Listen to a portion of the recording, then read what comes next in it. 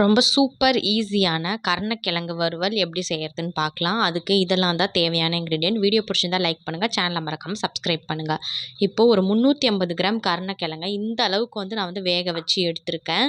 இதை இந்த மாதிரி வெந்ததும் ஒரு தட்டில் கொட்டி ஆற வச்சுக்கோங்க. இப்போ இதில் ஒரு 6 டேபிள் ஸ்பூன் எண்ணெய் சேர்த்து, ஒரு குச்சி கருவேப்பிலை இலை, ஒரு 5 பல் பூண்டு தோலோட தட்டி சேர்த்துக்கோங்க. சேர்த்து இதெல்லாம் நல்லா தாளிச்சதும், நம்ம வேக வச்சு ஆற வச்சோம் இல்லையா 350 கிராம் கருணக்கிழங்கு, அத இது கூட சேர்த்து நல்லா அந்த எண்ணெயோட வந்து கலந்து விட்டுக்குங்க.